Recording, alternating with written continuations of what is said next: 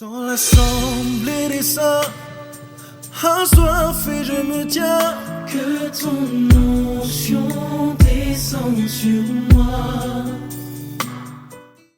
Ceux qui ont la grâce de chanter en langue, laissez-vous conduire avec le chant en langue. Kindabashairi, Kambarashara, Indiri, Kondiri Barashiri, Indiri Yamalala, Randiri Barashaki, Adonai, Indiri Marase,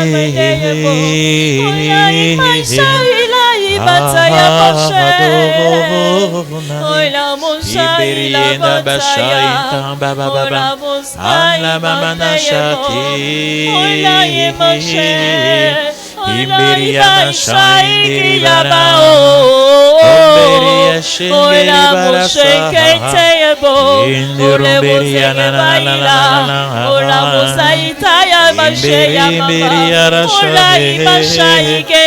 Même si tu ne chantes pas en langue, prends un chant quelconque.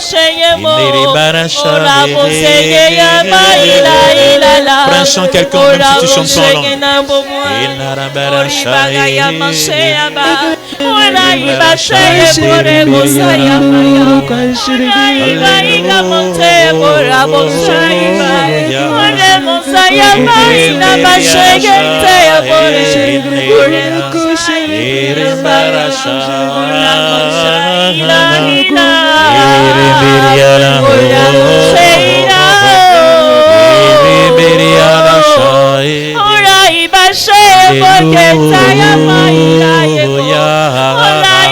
Alléluia.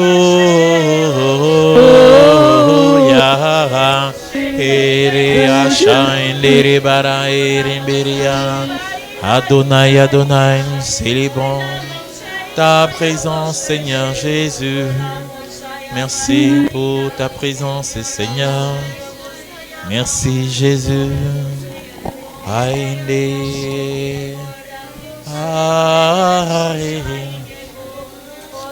aïe, aïe, rimbiria la cha, la cha, tomba bama la canta carasha interi rambala iri la cha,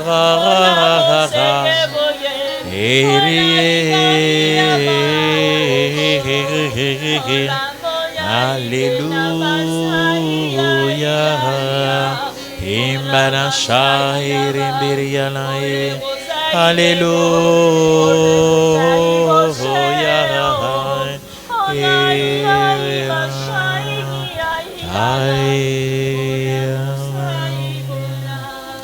Amen. Gloire à toi, Seigneur. Merci.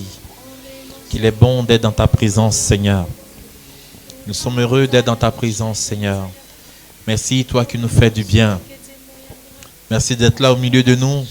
Et merci de disposer nos cœurs à ce que tu veux accomplir dans nos vies. Toi qui veux exercer nos mains au combat, Seigneur. Merci aussi pour ces guérisons aussi que tu as commencé aussi au milieu de nous. Merci pour ces guérisons de foi, Seigneur, que tu fais. Merci pour cette personne qui a ce problème de foi. Tu viens guérir, Seigneur. Dans le nom de Jésus. Je te prie pour cette personne aussi qui, dans notre assemblée, a le prénom Nicolas. Je ne sais pas si tu pries pour quelqu'un qui s'appelle Nicolas, mais je prie le Seigneur Dieu de tendre sa main de grâce et de bénédiction et de le visiter maintenant au nom de Jésus. Seigneur, merci pour ce climat d'adoration, ce climat de grâce, au nom de Jésus de Nazareth. Alléluia, Seigneur. Amen. Nous pouvons nous asseoir dans la présence de Dieu.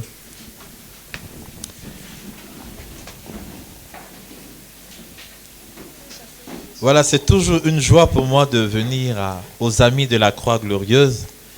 Je réalise qu'il y a beaucoup de... Je ne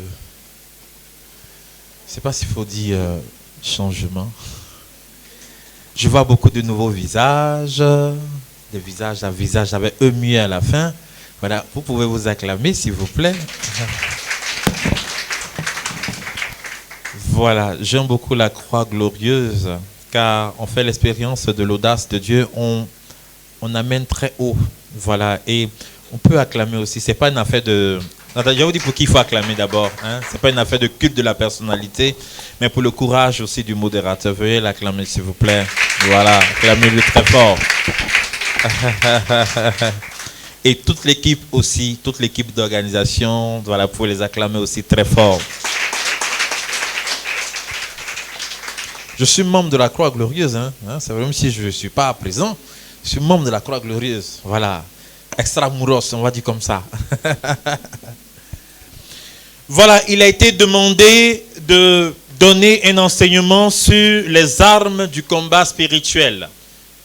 Le combat de la foi. Et avait pour texte d'appui Éphésiens chapitre 6, les versets 10 et suivants. Je ne dirai pas vraiment quelque chose de nouveau. Ce que je vais dire, ce sera juste des rappels. Des choses que vous avez déjà entendues. Mais l'Esprit Saint a la particularité de nous rappeler toutes choses. Et d'actualiser la grâce. Dieu, c'est l'instant présent. Mais il aime actualiser sa grâce constamment, régulièrement. Dis à ton voisin, il veut actualiser la grâce. Et notre Dieu est un Dieu vivant. Et il veut que tu communiques la vie.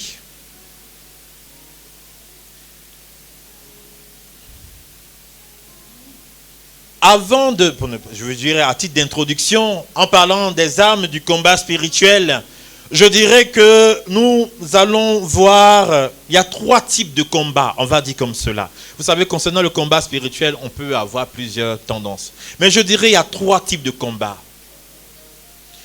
Le premier, contre le péché.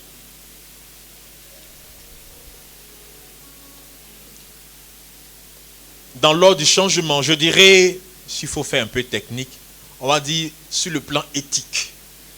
S'il faut faire un peu dilué, on va dire sur le plan moral. Le péché. Dis à ton voisin le péché. Dis à ton voisin, quittez le péché. Voilà. Donc ça, c'est le premier type de combat. Dans l'ordre de ce qu'on appelle la conversion, le mot grec, pour parler de la conversion, c'est métanoïa, qui parle de changement. Ça, c'est un niveau de combat. Le deuxième combat, on n'en parle pas souvent, mais il est le plus difficile. On ne va pas trop traîner là-dessus, mais on va y revenir quand même. Mais il est le plus difficile. On n'en parle pas souvent et je souhaite que ce soit des choses sur lesquelles on revienne assez souvent, qu'on fasse des sessions. Je dirais le combat par rapport à ses manques. Ses manques. Pour ne pas dire le combat contre soi-même. Je vais vous donner un exemple. Paix et joie. Tu peux être quelqu'un... Tu as fait toutes les neuvaines jusqu'à neuvainera. Tu as jeûné jusqu'à jeûnera. Mais l'esprit de jalousie est dans ton cœur. C'est pas que tu veux rester dans ça. Mais souvent la racine, elle est profonde. Il y a un manque parfois qui est profond.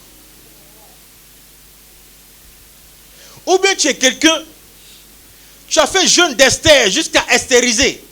Tu as ajouté jeûne de Daniel jusqu'à 21 jours, jusqu'à apparition du Golgotha avec comment il s'appelle déjà, Saint-Michel Archange avec l'épée comme cela. Mais la colère n'a pas quitté ton cœur. Vous savez qu'un colérique vient à la confession, ça fait pitié, hein? Mon père, mais je ne sais pas comment. Mais souvent le problème, il est profond. Les manques. Toute personne est une personne en manque. Nous sommes radicalement des personnes qui sont en manque. Ce n'est pas parce que je suis en habit religieux ici ou en habit de prêtre que je suis quelqu'un qui est total, qui est la totalité. Je suis aussi une personne en manque. Et souvent dans nos combats, dans le combat spirituel, la gestion du manque est un problème. Ou bien, pour être encore plus simple, ce qu'on appelle le complexe d'infériorité.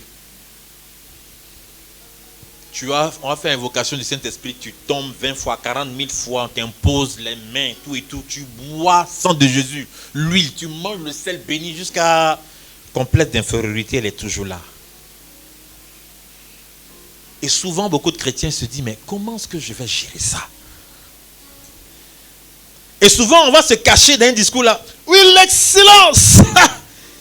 Il faut marcher dans l'excellence. Comme si quelqu'un qui marche dans l'excellence, c'est quelqu'un qui n'a pas de manque. Celui qui marche dans l'excellence, c'est celui qui sait gérer ses manques. C'est pas que les manques vont disparaître, mais tu sais comment je gère, comment tu vas gérer ton manque. Alléluia. Parfois, tu es quelqu'un, peut-être tu es peureux. Il suffit que quelqu'un fait « Hey !» Tu as peur. Le problème, ce n'est pas la peur. Mais comment je fais face à ma peur? Et sur ce plan, beaucoup de chrétiens n'ont pas d'outils par rapport à cela. Remarque très bien. Il y a des prières que tu as priées, tu as faites. Tu as prié, tu as demandé la promotion. Dieu t'a donné la promotion. Mais le manque est toujours là. Tu as demandé une nouvelle voiture arrivait toujours. Mais le manque, toujours, tu es toujours quelqu'un d'envieux. Alléluia. Ça, c'est le deuxième niveau. Je ne sais pas s'il faut le deuxième niveau. Je dirais deuxième type de combat spirituel. Ou bien qu'on appelle un truc qu'on appelle la procrastination. Le fait de reporter à demain ce qu'on peut faire aujourd'hui. Tu fais quelque chose, non, on va voir ça demain. Non, on va voir ça demain. Et remarque bien, c'est collé à ta vie comme ça. Ça te fait souffrir. On appelle ça souvent l'évitement. Tu évites. Parfois, tu te fuis toi-même. Ou bien tu es quelqu'un, tu es généreux. Quand il faut te faire évangélisation, tu es là. Quand il faut faire, voilà, c'est là. Ça dit, tu bouges. Mais en réalité, tu es en train de te fuir. Alléluia. Ou bien certaines personnes, adoration, ils vont rester des heures. Oh, adoration. Ah, Jésus-Christ. Il va adorer 20 heures de temps. Mais en réalité, il est en train de fuir le réel. Alléluia. Et le troisième niveau, je ne sais pas si vous troisième niveau, le troisième type, je dirais face au diable, le démon. Ah, là, nous Africains, on aime ça. On dit un jour, Satan est en train de pleurer. Dieu dit, mais pourquoi tu pleures? Il dit, Dieu, je sais que je suis mauvais, mais des choses que je n'ai pas fait, on dit que c'est moi.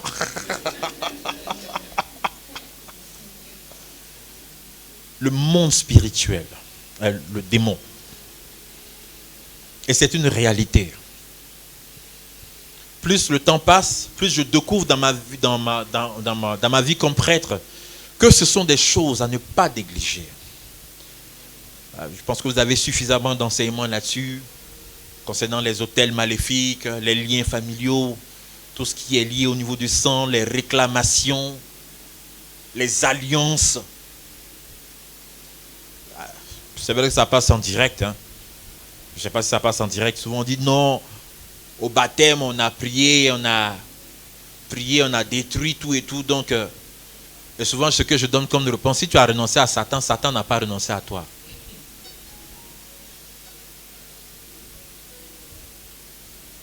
Bon, on va y revenir.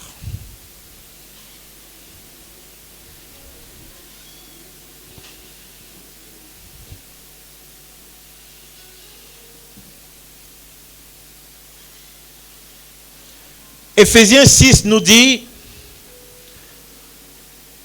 au verset 14, debout donc à la taille, la vérité pour centurion.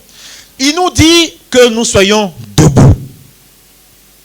Quand on va au combat, on ne va pas coucher, on va de façon, je ne sais pas s'il faut dire debout.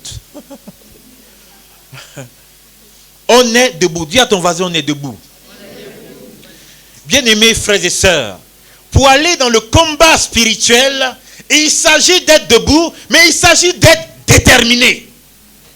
Si tu n'es pas déterminé, mais tu ne peux pas poursuivre le combat spirituel. Il n'y a pas longtemps, il y a une personne que j'accompagnais, à qui j'ai donné un programme de prière.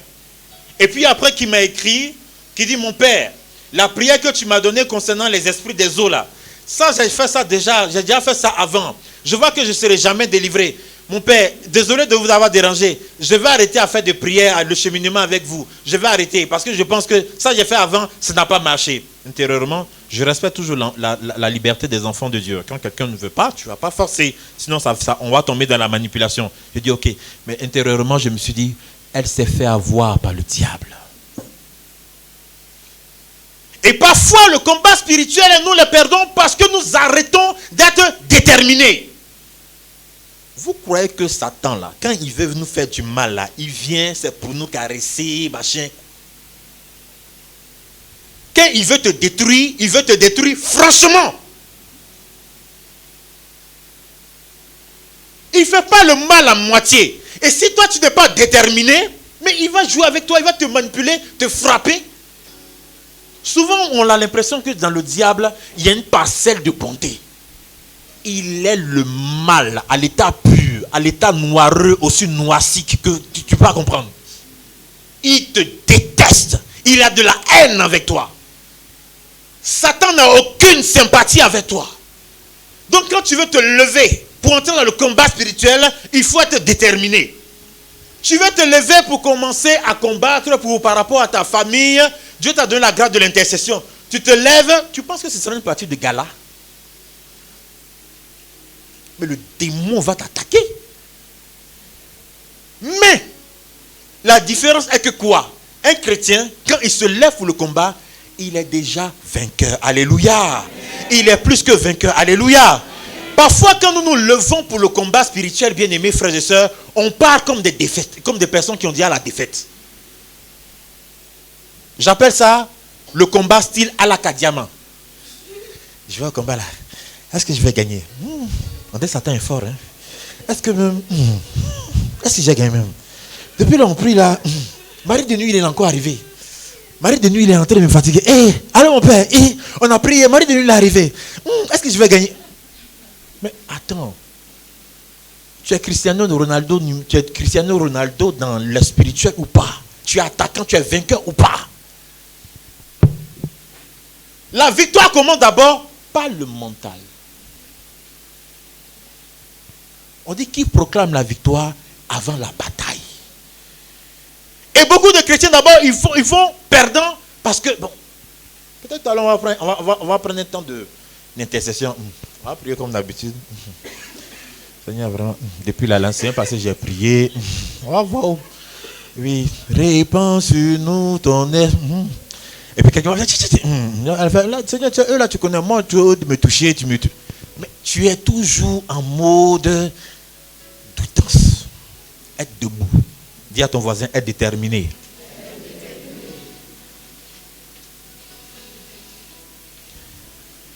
Et souvent, plus tu es dans la prière, plus le combat devient de plus en plus violent. Le mari de nuit que tu as chassé, il va chercher son géant pour revenir vers toi. Le Seigneur dit, qu'une maison est propre, il va chercher cet esprit plus mauvais que lui pour revenir. Et Satan dit, mais ma prière là, mais est-ce que ça se passe bien même?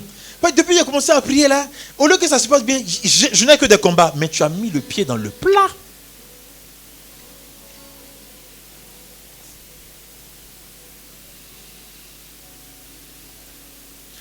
À la taille, la vérité pour centurion. Alléluia. Amen. Si on pose la question aux chrétiens,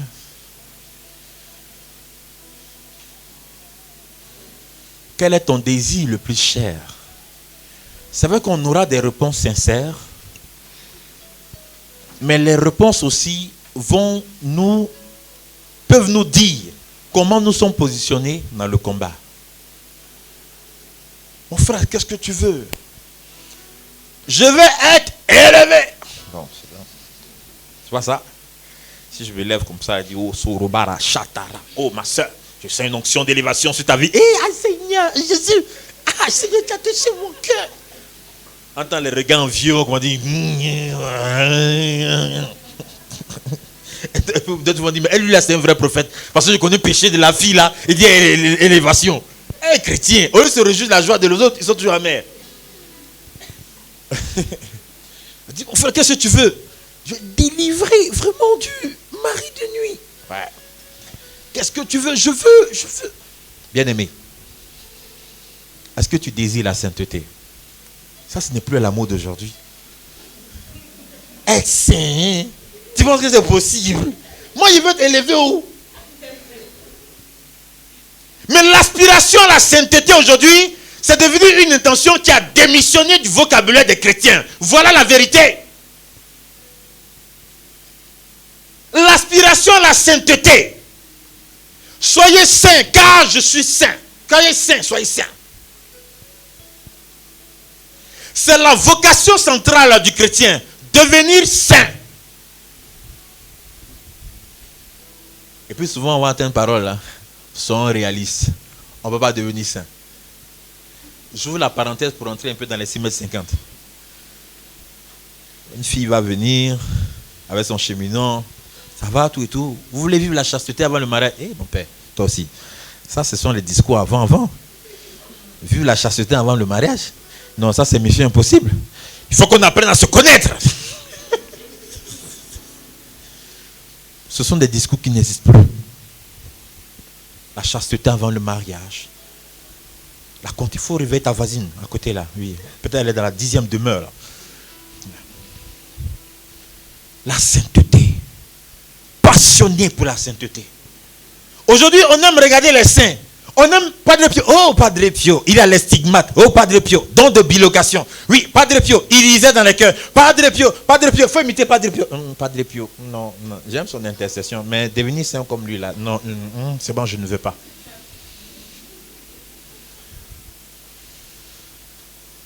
Et le chrétien n'a plus de modèle. Nos références, c'est Opéra News, TikTok. Moi aussi, je regarde beaucoup ça. Facebook. Débordé à clasher Fali. Hein? Il a dit quoi là-bas? Ah, d'accord. Un truc comme ça. Hein? Ah, on dit quoi? Tout de viol. Les kilos d'heures, on va passer sur le net là. Mais verset biblique là, c'est en train de... Ça prend la poussière là-bas. Mon frère, tu as retenu quel verset aujourd'hui? Le verset là. Ah, non, tu sais, je suis trop chargé. La vérité, c'est-à-dire la sainteté.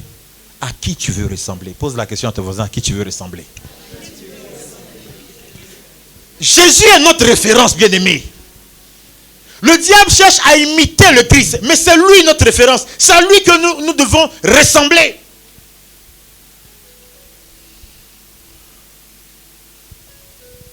Pourquoi vous boudez les prêtres? Parce qu'ils ont une vie façon. C'est tout. Parce qu'ils aillent. Non. Excusez-moi, bon, ceux qui me connaissent, je mets les pieds dans les plats. C'est parce qu'on zaille. Parce que trouver un prêtre comme modèle, c'est difficile.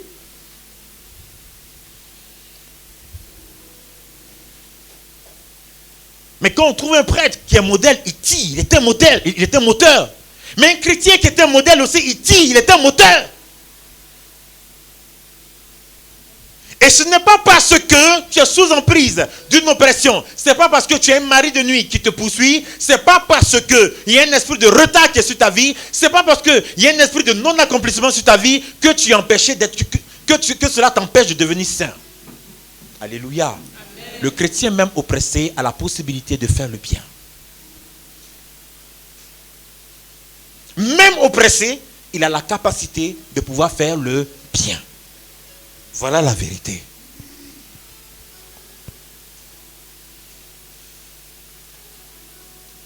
Si tu veux attendre que ton démon parte pour pouvoir poser des actes bien, tu vas durer jusqu'à durera.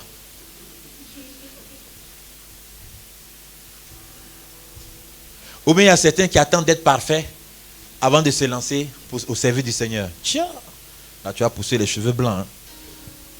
Si moi Jean lisais, je devais attendre d'avoir je devais être 5 sur 5.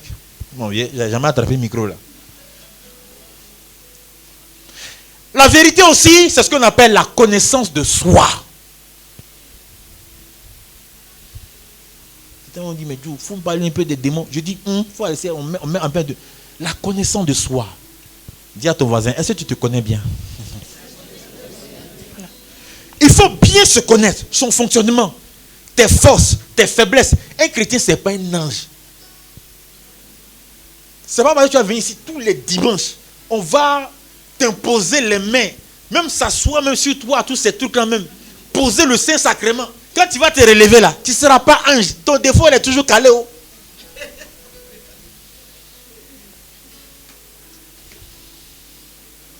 Alléluia. Amen. Bien se connaître. Et quand on se connaît bien, ça nous permet d'éviter de tomber dans certains pièges. Tu sais que sensuellement, tu es fragile, surtout la nuit. Sensuellement, tu es fragile.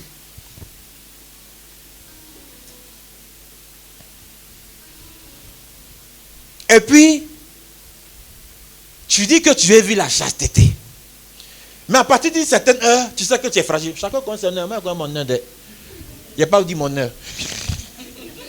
Il y a des heures, quand ça arrive, il dit Seigneur Adonai, il faut venir au secours de ton serviteur. Et puis il dit, ma chérie, viens t'inviter à 21h30. On va prendre une jeune pizza, un glacier, quelque chose comme ça. Là. Voilà, tout ça à 21h30. Tu sais que peut-être à 22h, tu deviens fragile. Dans ton cœur aussi, tu dis, la Vierge Marie va me protéger. Saint-Michel, quand il va venir, il viendra me protéger. 22h arrive, vous êtes en train de voilà. Et puis magie, clococha là-bas. Et le film Netflix qui est en train de passer là-bas interdit au moins de 18 ans. Le matin. Oh Satan, faut laisser Satan. Faut laisser Satan. Quand tu te connais bien là, il y a des situations, tu fuis et puis tu réfléchis après.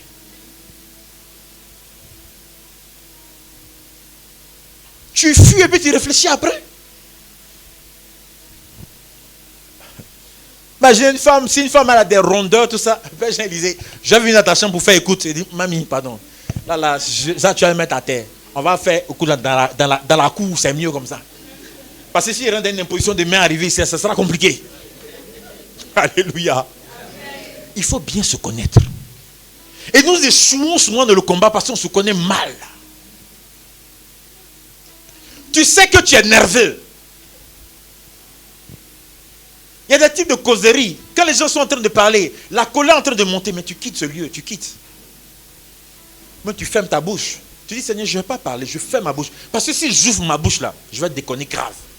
Sainte Thérèse de l'Enfant Jésus, on n'a pas longtemps, on l'a célébré. Il y a une religieuse qui l'énervait tellement, mais... Bon, mais gardez dans son cœur, quoi. Un jour, elle était quelque part, elle avait les habits, tout ça. La religieuse, elle était en train de l'encenser, tout ça. Mais elle était trop énervée. Elle voulait lui dire les clashs. Sainte Thérèse de l'Enfant Jésus a couru, elle a fui. Et puis dans son livre qu'elle écrivait, elle dit, j'ai fui parce que si je restais, j'allais dire de méchantes paroles. C'est important de bien se connaître. Ton corps, ton fonctionnement, ta façon de faire. Tes heures où tu sais que tu es disposé. Là où tu es réceptif, là où tu n'es pas réceptif. Avis aux hommes mariés, il faut connaître le fonctionnement de ta femme ou de ton homme. Il y a des heures où il est réceptif, il y a des heures où il n'est pas réceptif. Ce n'est pas à tout moment qu'on doit aborder certains sujets. Monsieur revient du travail. Pour les femmes qui sont mariées, dès qu'il arrive, il n'est même pas posé. Je vais te parler, on va gérer un problème là. Mais il va s'énerver. Tu fais ça souvent, mais va regarder le deuxième bureau dehors. La tisa de dehors. Viens, moi je t'accueille très bien, mon chéri, viens. Je te laver les pieds, tu sais, avec les pieds l'eau chaude, tu sais. Tu vas bien te sentir.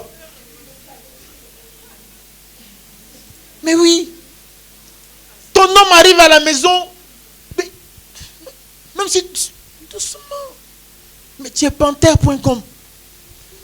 Le mec, il est dans la voiture avant d'arriver à la maison, il commence à stresser. Il dit, hé, ma panthère bien-aimée, il m'attend là-bas. Ou les hommes. Je dis la connaissance de soi. Ce n'est pas affaire de Satan. Mais Satan passe souvent par cette disposition-là pour pouvoir nous avoir. Alléluia. Amen. La vérité, se connaître. Dans la vérité aussi, et là c'est un côté très dur. Parce que ce point côté concerne la vérité. Un côté dur. Je dirais c'est la capacité de dire ce qui est vrai. Souvent il y a des situations, parfois dans la famille, on est là, on va tourner autour du pot jusqu'à... On sait ce qu'il faut dire, mais il n'y a pas un courageux qui va se lever pour dire la vérité. On va tourner jusqu'à... Mais parfois, il faut avoir le courage de dire le problème là, c'est ça. Et souvent, la personne qui dit ça, là, souvent, on le considère comme mauvais. Mais souvent, c'est là le vrai problème. Ça, je dirais ça va, parce que quand on parle. Mais le côté de la vérité qui est difficile, quand on te fait un reproche, et puis qui est vrai, il faut savoir accueillir. Bien-aimés frères et sœurs, si vous voulez des géants dans le combat spirituel, ce n'est pas facile. Même moi, je n'aime pas les reproches. Mais si vous voulez des géants dans le combat spirituel, il faut apprendre à accueillir les reproches. Ton cœur chauffe, mais tu acceptes les reproches. On appelle ça l'humilité. C'est dur. Mais c'est de cette manière qu'on terrasse le démon. Mais chaque fois qu'on te fait des reproches, on te fait des reproches, on te fait des reproches, on te fait des reproches. Mais jamais, tu trouves que tu as toujours raison. Le démon va jouer avec toi, il va te manipuler. Il va jouer comme, il va te manipuler jusqu'à manipulera. La grâce de Dieu ne va rien faire. Souvent, tu veux montrer que tu es le Django. Non, j'ai toujours raison. J'ai toujours raison. Ces chrétiens la fatiguent. Il n'a jamais tort. Jamais. L'humilité.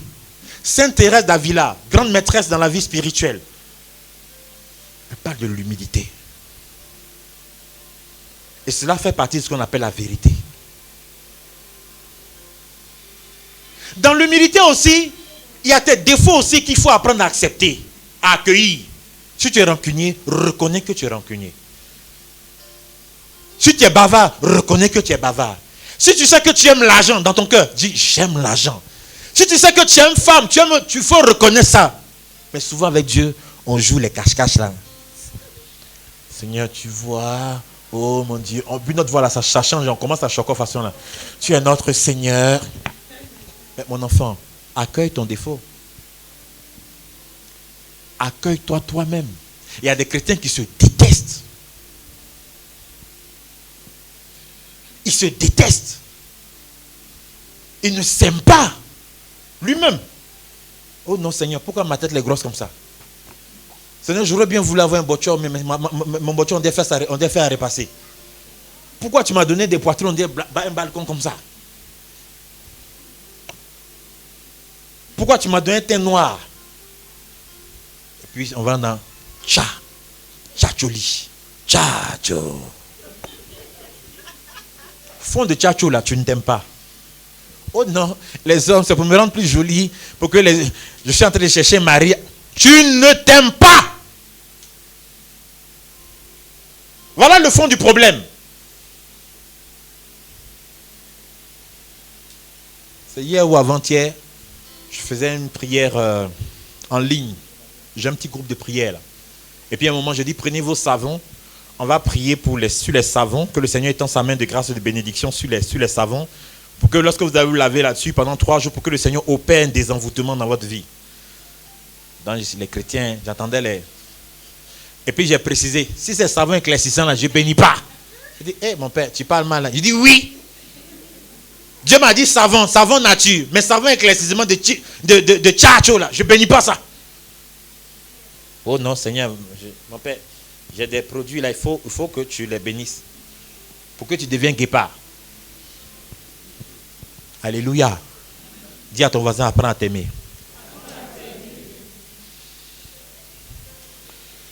Et dans la vérité, je vais accélérer un peu plus.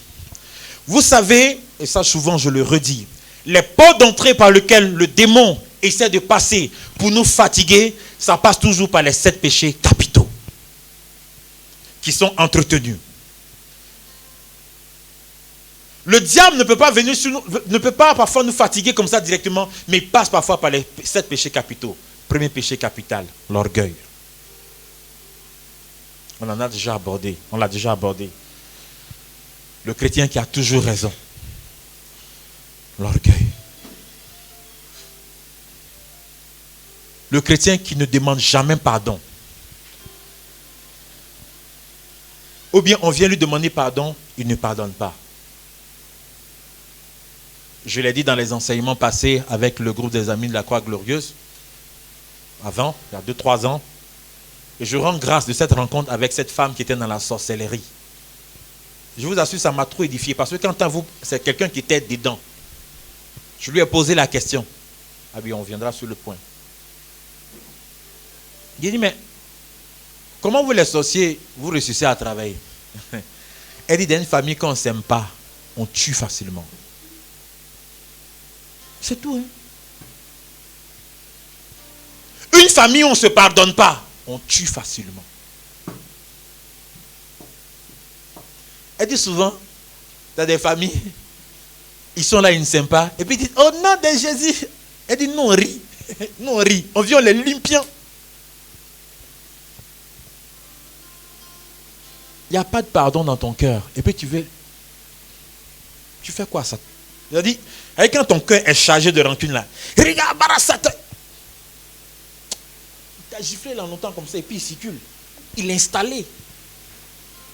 Souvent on dit, on va renverser les autels. Nous allons casser les autels Baal. L'autel qui est en train de parler contre ma famille. Nous allons renverser, les casser au nom de Jésus-Christ de Nazareth. Et tu vois les chrétiens, ton autel d'orgueil là est là. Tu ne l'as même pas renversé. Tu as renversé quoi? Notre cœur est un autel. Notre cœur là, c'est un autel. C'est là le Seigneur siège. Quand tu veux renverser un autel, c'est toujours un autel plus grand. Mais ton cœur là, il y a auteur d'orgueil. Tu as mis fauteuil même d'orgueil qui est assis là-dessus. Tu es toujours rancune. Tu fais rosette de rancune. Je vous salue rancune, plein de grognons. Ton cœur là, c'est devenu fleuve de rancune. Oh non, oh, les démons, on va aller dans cette veillée. On va chasser les démons. Il faut chasser d'abord le démon de rancune dans ton cœur. Et bien aimé, quand on rentre on reste dans la rancune dans notre cœur, c'est élevage de sorcellerie. Alléluia. Amen. Deuxième péché capital, l'envie ou la jalousie. Je ne parle pas de l'envie ou la jalousie où on est vraiment impuissant. Mais il y a des chrétiens, jalousie, envie. Nous les chrétiens, aujourd'hui là, on n'est plus dans nous, c'est dans moi. Je m'explique. Oh Seigneur, que mon étoile s'élève. Seigneur, je veux que mon étoile s'élève. Donne longue vie à mes ennemis, afin qu'ils voient ma victoire. Les prières narcissiques là. Ça dit mon frère, tu veux que ta soeur soit bénie? Oui. Et toi, tu veux qu'on dise oui?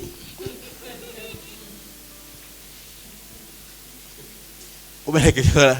Seigneur, toujours les prophéties là, c'est pour les autres. Moi aussi, ça va venir quand? Mais connecte-toi à la grâce de ton frère. C'est un secret, bien aimé, frères et sœurs. Quand ton frère est dans l'exaucement, quand il y a la grâce qui est sur ton frère, chez ta sœur, tu dis, béni sois-tu, merci pour ce que tu es en train de faire dans l'autre, bien aimé. Quand c'est comme ça, tu te connectes à la grâce. Et puis c'est là, l'exaucement est en train d'arriver vers toi. Oh, oh. C'est pas le murmure là qui va arranger les choses. Oh. Tu es jaloux, envieux. On appelle ça connexion. Témoignage. J'avais des trucs. Le Seigneur m'a libéré. À quand ma victoire? Toujours c'est à quand ma victoire? On lui a dit béni sois-tu. À quand ma victoire?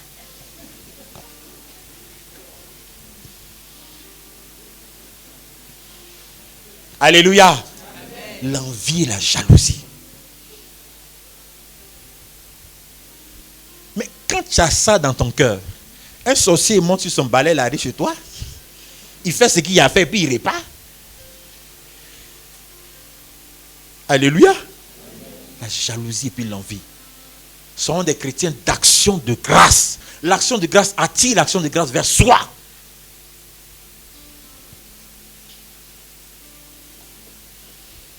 Alléluia. La colère. Troisième péché capital. Il y a des chrétiens là, si on prend une bûchette d'allumettes, on approche à côté de leur cœur là. On dirait gaz butane. Boum! Chi! Ça fait boum! Et puis il est là. Son cœur plein de courant. Hein? La roua est... Quelle roua? Quelle roua?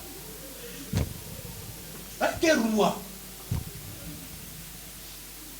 Tu es fâché contre ton mari jusqu'à quand ton enfant, toi, roua, quelle roua? Ça donné même engrais même de colère. C'est devenu baobab de colère comme ça.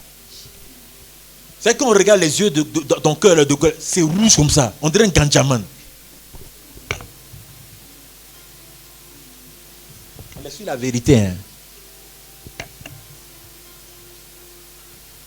Bien-aimés frères et sœurs, quand nous sommes dans une maison et quand il y a un sorcier, quand il y a une personne qui est un sorcier ou même quelqu'un qui est de la sorcellerie, le sorcier passe par quoi? La provocation. Son piège c'est quoi? Il te provoque pour que tu t'énerves. Quand tu t'énerves, boulevard, il frappe. C'est tout. Quand tu es dans une maison où bien, parfois tu te dis, non il faut chasser c'est pas affaire de chasser le sorcier. Il faut revoir ton attitude devant la provocation. Quelqu'un qui est dans le monde de culte va chercher à te provoquer, te pousser à bout, t'énerver. Mais ton silence doit être une force. C'est pas en entendant dire, oui, je vais te montrer qui je suis. Non, non, c'est pas ça. Le silence est une force.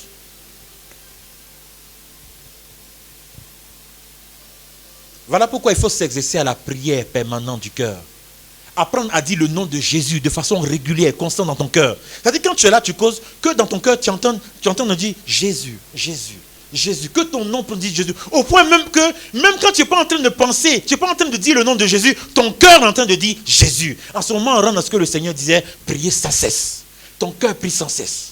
Et même quand tu dors, ton cœur est en train de dire Jésus. Ton cœur entre dans la prière permanente.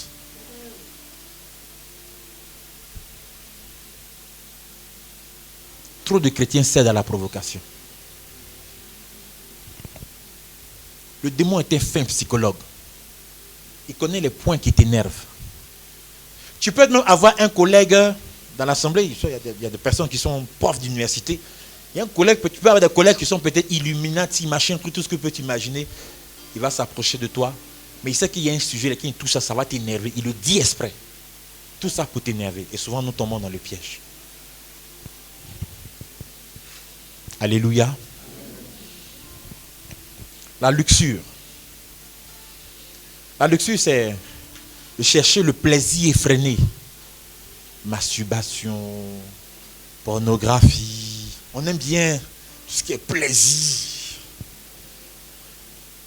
Mais ma soeur, tu veux chasser un mari de nuit.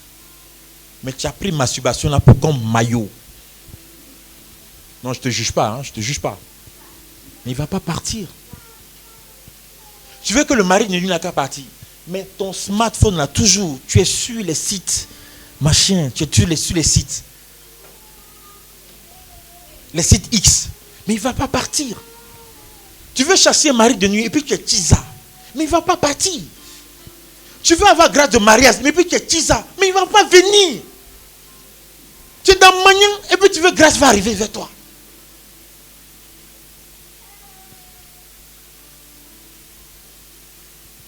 Alléluia. Que le Seigneur libère les personnes de la masturbation au nom de Jésus-Christ de Nazareth. Je ne suis pas en train de dire que il faut plus être dans ces péchés-là. C'est pas ça. C'est quand on reste dans ces péchés-là et qu'on ne les confesse pas. C'est là que le démon arrive. La gourmandise. On mange n'importe comment. Poids.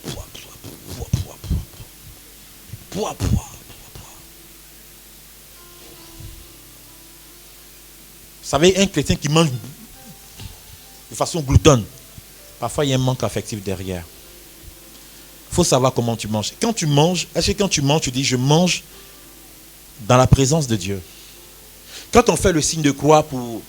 C'est vrai, on dit c'est pour chasser les mauvais esprits. Mais quand je fais le signe de croix avant de manger, ça dit je mange dans la présence de Dieu. Notre communauté est loin d'être idéale. Parce qu'un des aspects que j'apprécie dans notre communauté, quand on prend le repas, on allume toujours une petite bougie, un peu comme ça, à côté de la statue de la Vierge Marie. Signe de la présence de Dieu. Est-ce que nous avons des conversations aujourd'hui qui construisent autour du repas? Ou bien nos conversations sont devenues plus des papato.com, des critiques.com?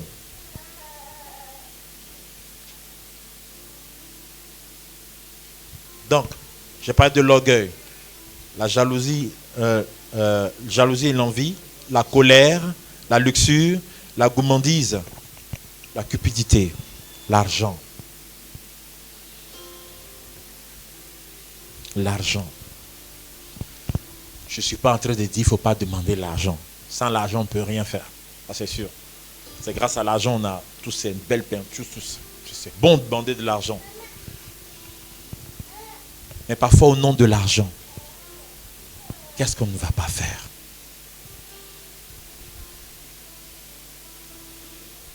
Aujourd'hui, dans nos familles,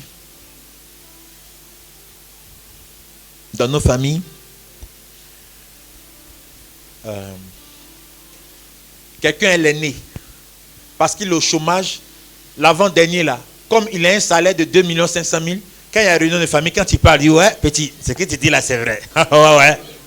L'aîné là, toi c'est quoi? Tu travailles pas, il faut quitter là-bas. Tu vas apporter quoi? Aujourd'hui l'argent c'est ça qui donne le poids. Ah d'accord, j'ouvre la parenthèse. Comme une fois un monsieur qui était parti, vous connaissez bien cette anecdote, c'est pour détendre un peu l'assemblée. Sa fille qui est arrivée de France. Il dit, ma fille, qu'est-ce que tu fais comme travail en France? Il dit, papa, je suis prostituée. Quoi? Moi, je t'amène en France là-bas. C'est pour être prostituée? Je vais te régner même. C'est quoi ça? La fille dit, mon papa, j'ai compris. Mon papa, je voulais te laisser une enveloppe de 100 millions. J'ai laissé 3 Mercedes là. Ça, c'est pour toi. Là, il y a 2 Mercedes, ça, c'est pour maman. Maintenant, pour les petits frères là, j'ai laissé les derniers Renault, derniers cris là. Il dit, ma fille, tu dis que tu fais quel travail déjà? Il dit, papa, je dis que j'étais prostituée. Ah, fallait bien dire, moi j'ai entendu protestante, voilà. L'argent commence à mélanger. Comment l'argent mélange?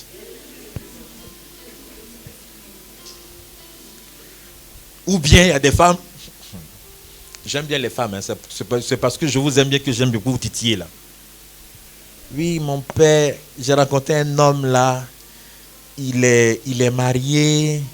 Il dit marié à l'église. Oui, il est marié à l'église. Bon, m'a fait des avances. Bon, je suis là, mon cœur partagé. Il dit il est prêt à prendre en charge mes études, tout ça, ma famille. Donc je voulais savoir quelle est la volonté de Dieu. Mamie, ça là, tu veux qu'il y a qu'à discerner comment? Oh Seigneur, essaie de nous parler, dis-nous quelle est ta volonté. Et puis quand vous tombez sur un homme de Dieu qui est affamé d'argent, oh ma fille, vas-y. Quand il va libérer l'argent sur toi, n'oublie pas dans les dîmes, je vais les recevoir. Lui vise la dîme. Non, excusez-moi, à cause de l'argent. Il faut demander de l'argent, hein, il faut demander. Mais il faut pas, il n'y a pas de complexe. Mais souvent, il ne faut pas en faire Dieu. Et si nous valorisons les autres à cause de l'argent, et le démon se sert de ça pour nous faire du mal. Je ne suis pas d'accord aussi avec cette parole qui dit, si tu es chrétien, forcément tu dois devenir milliardaire. Ah, je ne suis pas d'accord avec ça. Pierre n'était pas milliardaire, c'était un pêcheur. Il sentait le poisson. Mais tu peux demander gros à Dieu, Dieu va te donner. Une chrétienne qui est assidue, qui prie dans la prière, qui vend ses beaux flottos, qui vend ses beignets, si elle meurt dans ses beaux flottos là, elle va aller en enfer parce qu'elle n'a pas l'argent. Alléluia. Comprenez bien ce que je suis en train de dire. Hein? Je ne suis pas en train de dire qu'il faut rester dans la misère. Il faut toujours demander. Mais, ce n'est pas parce que tu n'as pas pour l'instant ta caisse bien renflouée. Voilà. Par contre, je sais une chose avec le Seigneur. Je sais une chose avec le Seigneur. Quand tu es avare, Dieu est avare. Moi, je ne vais pas parler de dîmes, machin. Ce n'est pas ça. Je ne suis pas dans ce discours-là. Quand un chrétien donne, Dieu donne. Quand tu donnes, Dieu donne. Si tu es peigne afro, il te regarde en peigne afro. Là, j'ai fait une expérience une fois là. J'étais dans une galère, point comme galère. Je prie, puis il dit, mon père, c'est une offrande de 100 000 là. Je dis, Seigneur, merci, tu m'as écouté. Dans mon cœur, clairement, prends les 100 000 là, tu vas remettre à tel homme de Dieu. Il dit, je dis, Seigneur, tu vois ces choses. Il dit, il voit le, tu vas le dire, alors homme de Dieu, ça va? Et, Dieu m'a dit que qu'il faut. Il va dire, Adonai, tu vas me tuer quoi. Et puis il dit, quand tu vas le remettre, dis-lui, demain je n'y vais prier pour ton téléphone. Il dit, d'accord, homme de Dieu, je vais t'amener un monnaie là. Les semaines qui ont suivi, Dieu a fait. Je ne vais pas rentrer dans les détails. Dieu a fait. Mais il faut le faire par instruction. Hein. On le fait par instruction. Parce que certains qui ont l'argent, ils ne connaissent même pas la volonté de dire, j'ai commencé. Non. Tu le fais par instruction. Celui qui donne, Dieu s'occupe de lui. Et de façon étonnante. Comme cette fille. Elle a posé un acte dans la foi. Elle est venue me voir. Elle a posé 2 actes dans la foi. Mon père, voilà. Je ne suis pas en train de dire, il faut faire ça avec moi. Mais elle a su instruction.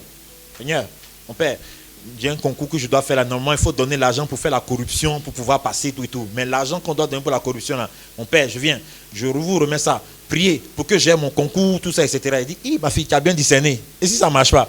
Elle dit, mon père, c'est ce que Dieu a mis sur mon cœur. Elle est venue là déposer l'argent, on a prié. Il était combien ils ont pris 7 personnes. Elle a rendu témoignage. Mon père m'a pris. Deuxièmement, elle est venue faire un truc encore de foi, agent d'opération de sa fille. Là, j'ai dit, ma fille, elle a mis la barre très haute. Mon enfant d'être opéré là, je viens remettre l'argent, prier pour qu'il y ait le miracle, ça s'accomplit. Dans mon cœur, il y avait le doute. J'ai prié, j'ai dit, Seigneur, Seigneur, il faut, oui, Seigneur, bénis-la, écoute la prière. Quand on dit, Seigneur, tu es pauvre serviteur, Seigneur, bénis-les, bon, etc., etc. Quelques mois après, j'ai dit, mamie, c'est comment? On fait examen de sa fille avant opération. La tumeur a disparu. Quand vous faites les choses par inspiration, le Seigneur est dedans. Mais ne faites pas par effet de mode. Je vous une autre parenthèse. Comme quelqu'un a fait jeûne d'Esther, tu as fait jeûne d'Esther, ça a marché. Moi aussi j'ai fait jeûne d'Esther, ça ne marche pas comme ça. Un jeûne, ça se fait par prescription. Dieu te dit, fais ça. Quand il y a une action prophétique, il te dit, fais ça. Et puis tu rentres dans cette obéissance. Et quand tu rentres dans cette action, mais si tu le fais par mimétisme, ça ne va pas marcher.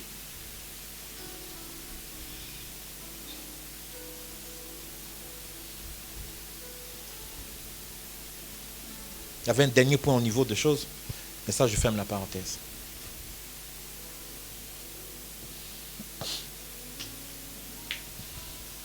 Voilà pourquoi au niveau de ces péchés capitaux, il est important de se confesser. Je vous ai dit que je n'ai rien dit de quelque chose de nouveau. La confession régulière. Mais une vraie confession.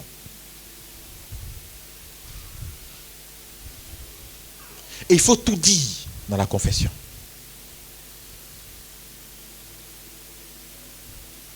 Parfois, tu as une relation incestueuse. Tu as un rapport sexuel avec ton papa, avec ton frère ou ta soeur. Mais tu n'as jamais dit ça à la confession. Tu tournes là. Parfois, c'est ça. Ou bien, tu te cachais, tu même vois la nudité de ton papa, de ta maman. Ou bien ton papa et ta maman étaient en train de faire l'amour. Tu les regardais et puis tu te fais un plaisir par rapport à cela. Tu n'as jamais confessé ça. Les péchés non confessés, bien-aimés, ce sont des portes d'entrée par lesquelles le démon passe et nous fait du mal. Peut-être que tu as une aventure homosexuelle, femme avec femme, homme avec homme. Ou bien tu as fait un avortement, mais tu n'as jamais dit, tu n'as jamais confessé ça. Un avortement non confessé, tu as le sang, tu as le sang dans les mains. Et le sang de l'innocent crie. Il crie. Ça fait partie des péchés qui crient vers le ciel. Par rapport à toute la guerre qui s'est passée en Côte d'Ivoire, est-ce qu'on a fait suffisamment de prières de réparation par rapport au sang qui a été versé? Ce n'est pas à faire des changements de parti. Hein. Il peut y avoir un autre gouvernement. Un autre encore gouvernement. Mais si on ne répare pas par rapport au sang qui a été versé, bien aimés frères et sœurs, la colère de Dieu va être toujours là. Va être toujours là. Le sang versé au niveau de l'avortement, quelle réparation on a fait? Ou bien tu ne payes pas régulièrement tes employés. On a fait ça aussi des péchés qui crient vers le ciel. Tu ne payes pas régulièrement tes employés. Tu ne leur donnes pas le salaire. Tu as l'argent pour pouvoir leur donner, mais tu ne leur payes pas le salaire. Ça crie. Quand un non-salarié, il crie, ça crie vers toi. Et tu es bloqué. Ce n'est pas un fait de démon. Tu ne donnes pas le salaire de quelqu'un chaque fin du mois alors que tu as les moyens. Quand le non-salarié crie, ça bloque tes affaires. Dieu écoute sa prière.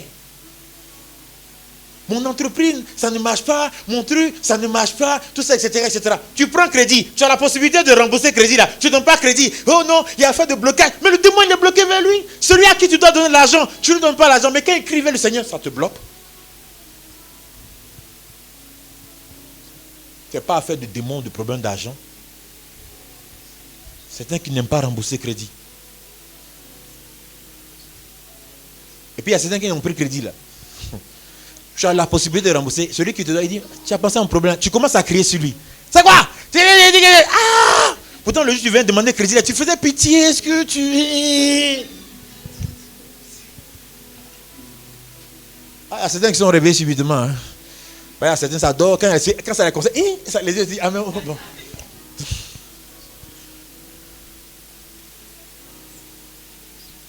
La confession. Montre-toi réel avec ce que tu es. Si vous me voyez en train de me confesser, vous allez avoir trop pitié de moi. Ah, il prie. Un jour, il était allé me confesser chez un prêtre. Et j'étais tellement en lambeau, il m'a touché. Il dit, mon père, de courage. La confession libère. C'est pas. Ça dit, quand tu t'es confessé, ton cœur est libéré. L'autorité du Seigneur est sur toi. Parfois on est pressé pour casser, briser. Non, l'autorité du Seigneur, elle est sur toi. Une autre arme que le Seigneur donne, la puissance de la louange, mais qui vient du cœur.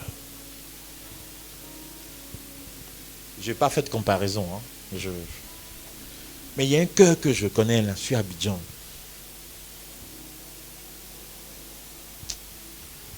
Vraiment. Parce qu'en fait, une fois je lui ai demandé, il dit, mais vous là, vous faites comment? Il dit, on s'est donné comme directive de chanter vraiment avec notre cœur, d'être vrai avec Dieu. Vrai, d'être vrai. Je vous assure, quand il chante, je n'ai pas dit que vous n'avez pas l'onction, pardonnez. Quand il te marche, ce n'est pas des chants extraordinaires. Mais à un moment, il y a une explosion de Dieu. Tu ne veux pas quitter. Tu es content de la présence de Dieu. Et puis le Seigneur met sur ta main seul. Mais parce que le cœur est muté. Et puis le cœur est disposé. Mais si tu prends un chant, tu es toujours dans la tête. Rouaé, rouaé. Mais ça ne vient pas de ton cœur. Mais bien aimés frères et sœurs, la vraie adoration, la vraie louange ne va pas venir. Dans l'adoration, quand un cœur qui est vraiment vrai dans ton cœur, tu rentres dans l'adoration, Dieu siège, il vient, il est présent, et sa présence, il te transmet toutes sortes de grâces. Il y a des délivrances qui s'opèrent. Quand une louange aussi, elle est faite vraiment avec le cœur, le Seigneur, il fait bouger les choses. Ce témoignage, une fois que j'ai donné, on était au niveau du renouveau charismatique à l'époque. On était dans une louange, on chantait. Et à un moment, il y a une femme quelque chose bougeait, était en train de bouger au niveau de choses de son ventre. Elle avait envie d'uriner. Elle s'en va, elle va uriner. Qu'est-ce qui sort de ses urines, bien-aimés frères et sœurs? Un scorpion.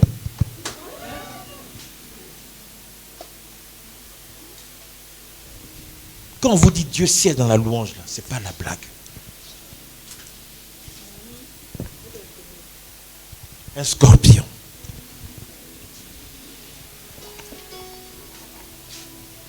Faisons de nos moments de prière des moments uniques. Ne dites pas, je vais venir le dimanche comme d'habitude. Chaque moment est unique. Ton moment de prière, il est unique. Mais quitte dans la comparaison.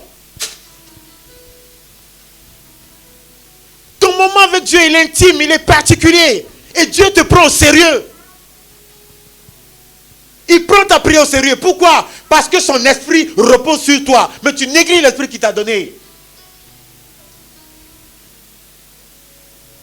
Quand il vient du cœur, bien-aimé, les montagnes bougent. On n'a pas besoin de faire du catch. Parfois ton corps transpire, mais ton cœur ne transpire pas de l'onction de Dieu. Et qu'un cœur est vrai, est disposé, est pur, est là pour le Seigneur. Qu'un cœur réalise que Dieu est plus grand que son problème. Qu'un cœur réalise que Dieu est plus grand que son combat spirituel. Qu'un cœur réalise que Dieu est plus grand que ses soucis. Qu'un cœur réalise que Dieu est plus grand que les démons, que l'homme fort, et que Dieu est plus grand que les barils de nuit, que les esprits des eaux, que Dieu est plus grand que son esprit de retard. Bien-aimés frères et sœurs, le démon tremble. Le démon essaie de dire, il faut que j'essaie de lui dire que son Dieu n'est pas fort. Il faut que je... Mais quand tu dis, Seigneur, je ne suis rien, mais tu es tout pour moi. En ce moment, bien-aimés frères et sœurs, tu renverses les Goliaths de ta vie. David, il avait quoi? Il était fragile. Goliath parlait machin, mais quand Goliath dit non, ton Dieu, il dit non, ah bon? J'ai affaire à mon Dieu. Quand tu apprends de faire affaire quand tu apprends à faire du fait des intérêts de Dieu, tes intérêts, bien aimé, tu es redoutable. David avait discours, hein? Mais quand on a commencé à attaquer son Dieu, il a dit, ah non. Ah non. Il s'est levé. Son problème faisait 3 mètres. Il a pris un petit caillou, lance-pierre. Mais c'est un lance-pierre onctionné. Tu es chrétien. Tu es au travail. Les Illuminati sont pleins comme ça. Ils s'asseyent en train de faire des invocations aux démons, machin, tous ces trucs. Hé Seigneur, on va faire quoi? Ma copine, on prie ensemble. On va faire... Mais levez-vous dans la prière.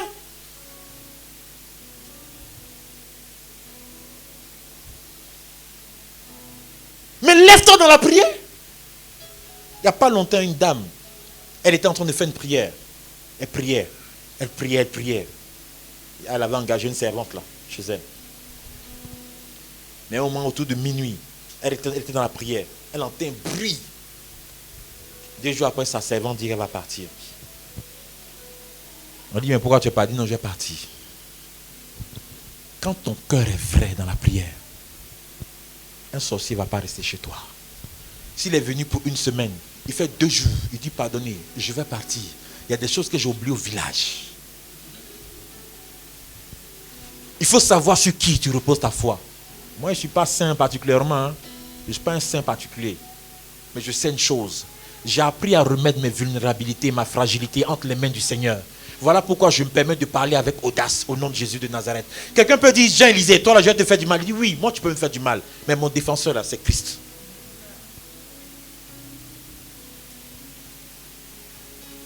Je ne cache pas mes péchés devant le Seigneur.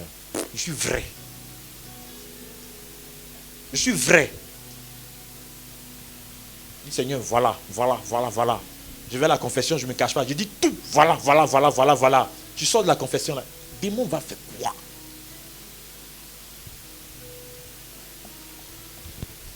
Il va faire quoi? Ta prière que tu vas... C'est-à-dire quand tu as un cœur qui est pur, disposé vraiment pour le Seigneur, ton petit Ave Maria que tu vas faire là, il est dérangeant. Il est dérangeant. tu vas voir subitement quelqu'un qui te regarde et puis sa tête t'énerve. Il te regarde et puis il n'aime pas ta tête. Parfois ça me fait sourire. Parfois quand je sors de certaines messes, parfois à la fin de la messe, souvent j'aime bénir. À certaines personnes, tu les vois, ils me regardent dans mon cœur, ils disent, je sais, on se connaît quelque part. On se connaît quelque part. Oui. Bien-aimés frères et sœurs, il parle de la foi. Je vais accélérer. La foi. Il y a la foi et puis il y a l'espérance. Je disais que perdre la foi, ça peut aller. Mais quand un chrétien perd l'espérance, il a tout perdu. L'espérance, c'est la capacité de... C'est pas la capacité, c'est de croire que Dieu a effectivement un plan de victoire, un plan de bonheur pour moi, un plan effectif pour moi. Beaucoup de chrétiens aujourd'hui ont la foi, mais ils ont perdu l'espérance. Ils ne croient plus au plan de bénédiction sur leur vie.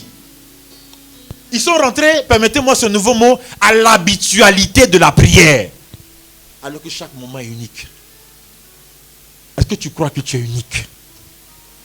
Beaucoup de chrétiens aujourd'hui, ils ne savent pas qu'ils sont enceintes de la grâce.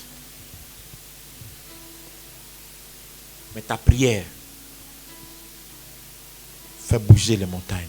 Mais rentre dans cette disposition-là. Pardonne dans ton cœur. Cherche à te confesser. Fais une vraie confession. Une des confessions qui m'a le plus touché dans le monde, depuis que je suis devenu prêtre, je veux dire, j'étais en République centrafricaine. Et puis un jour, il y a quelqu'un qui me dit, il y a un monsieur qui veut se confesser avec... Bon, il n'y a pas de souci, qui passe. Et le monsieur, quand il arrive, qui je vois, c'est un pasteur. Il dit, dit, homme de Dieu, pardonnez-moi, mais ceux qui doivent se confesser, ce sont les catholiques, tout et tout. Il dit, mon père, je veux me confesser. Je dis, bon, je ne vais pas vous donner l'absolution, mais si vous voulez dire vos péchés. Il dit oui. Il a pris son cahier. Il a écrit tous ses péchés. Tous ses péchés. Moins de détails. On était là, il dit, ouais, son humilité m'a... Son humilité m'a retourné. Et c'était un grand homme de Dieu. L'humilité dans la confession. Ne cache rien. Un jour, c'était Saint-Macaire. Le démon était en train de parler à Saint-Macaire. Le démon a dit à Saint-Macaire, il dit, toi, j'ai envie de te faire du mal. Mais tu sais ce qui te sauve, Saint-Macaire? Ton humilité.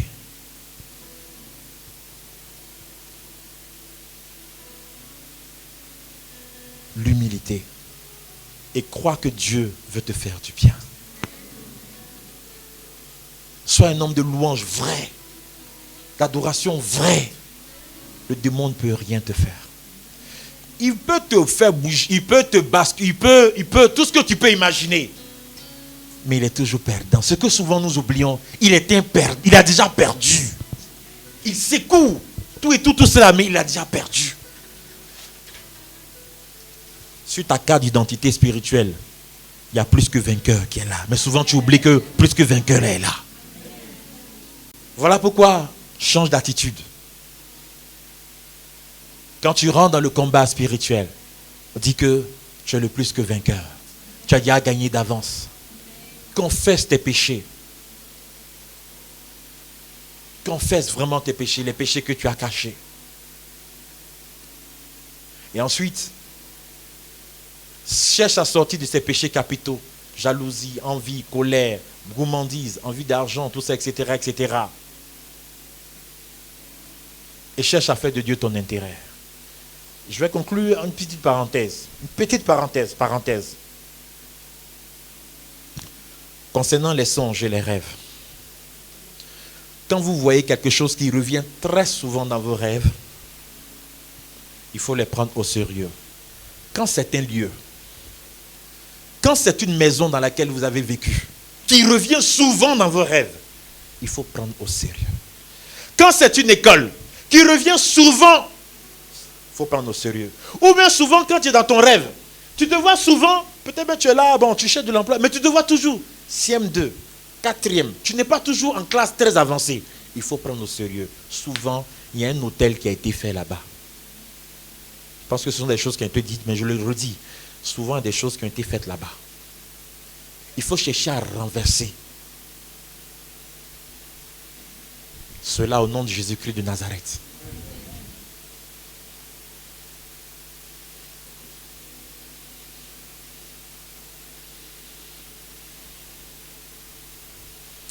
Une prière que vous pouvez faire simplement pendant la messe, avant l'offertoire, par exemple l'offertoire, vous dites Seigneur, je vous confie Seigneur, cette maison, cet hôtel, afin que tu le détruises, tu le renverses au nom de Jésus. Parce que l'hôtel de la messe, c'est l'hôtel le plus grand. Et c'est lui qui renverse tout cela au nom de Jésus-Christ de Nazareth.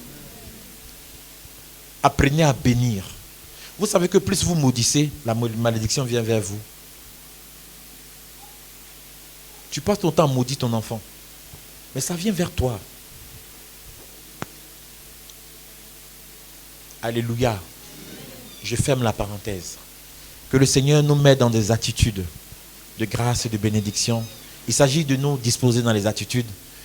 Et peut-être que ce soir, tu veux dire, oui, j'ai mon problème de commerce, de travail, de promotion, il y a un démon, etc., etc. Mais peut-être ton problème central, c'est le pardon. Commence par le pardon. Sinon, tu bouches la grâce. Ou bien, tu es une chisa, tu dis, voilà, si je quitte, voilà, qu'est-ce qui va se passer? Il faut quitter la chisaïté là. Ou bien tu es en train de chercher femme de légende, tout ça, tu es marié, mais tu es en train de regarder femme de légende. Il faut quitter dans ça là, mon frère, ma soeur. Et ça devient un boulevard de la grâce. Le Saint-Esprit peut venir, non seulement il chasse le démon, il te remplit et il te comble au-delà de tes attentes. Le Seigneur attend beaucoup de ton attitude. Amen.